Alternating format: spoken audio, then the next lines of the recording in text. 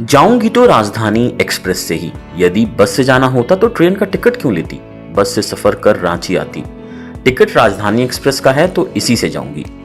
टाना भक्तों के आंदोलन से डाल्टनगंज स्टेशन पर फंसी राजधानी एक्सप्रेस में सवार अनन्या ने ये जिद पकड़ ली तो रेलवे अधिकारी भी परेशान हो गए। क्या करें, उन्हें समझ ही नहीं आ रहा था। अंत में जिद के आगे उन्हें झुकना पड़ा। राजधानी एक्सप्रेस शाम करीब 4 बजे डाल्टनगंज से वापस गया से ले जाकर गोमो और बोकारो होते हुए रांची के लिए रवाना करनी पड़ी। रात करीब 1:45 ट्रेन रांची रेलवे स्टेशन पहुंची। ट्रेन में अनन्या इकलौती सवारी थी।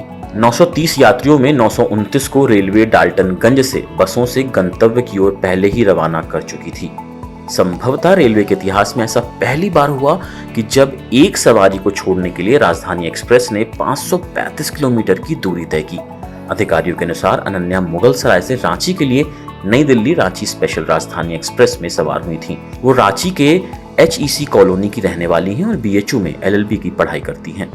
लातेहार जिला स्थित टोरी में टाना भक्तों के रेलवे ट्रैक पर चल रहे आंदोलन की वजह से डाल्टनगंज में ट्रेन रोक दी गई थी।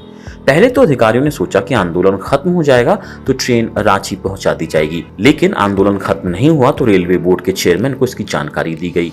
उन्होंने यात्रियों को बसों से रांची भेजने का आदेश दिया। ट्रेन डाल्टनगंज में ही खड़ी रखने का निर्देश दिया गया। सभी यात्री बस से चले गए, लेकिन अनन्या ने बस से जाने से मना कर दिया। रेलवे बोर्ड के चेयरमैन को सारी बात बताई गई। विचार विमर्श के बाद उन्होंने DRM को निर्देश दिया कि अनन्या को राजधानी एक्सप्रेस से रांची भेजा जाए और सुरक्षा के भी पुख्ते इंतजाम किए जाएं। ट्रेन को डाल्टनगंज से सीधे रांची आना था। डाल्टनगंज से रांची की दूरी करीब 308 किलोमीटर है, मगर ट्रेन को गया से गोमो व बोकारो होकर रांची रवाना करना पड़ा। इस तरह ट्रेन को 535 किलोमीटर की दूरी तय करनी पड़ी। अनन्या की सुरक्षा के लिए RPF की कई महिला सिपाही भी तैनात की गई थीं। वहीं अनन्या ने कहा कि डाल्टनगंज में पहले तो ट्रेन घंटों खड़ी रही, फिर रेलवे ने कुछ खटारा टाइप की बस दिखाकर उससे जाने को कहा। सभी यात्री उतरने लगे, कोच अटेंडेंट भी उतरने लगे। मैंने कहा कि यात्री को रांची तक पहुंचाना आप लोगों की जिम्मेदारी है, आप अपनी जिम्मेदारी से भाग नहीं सकते।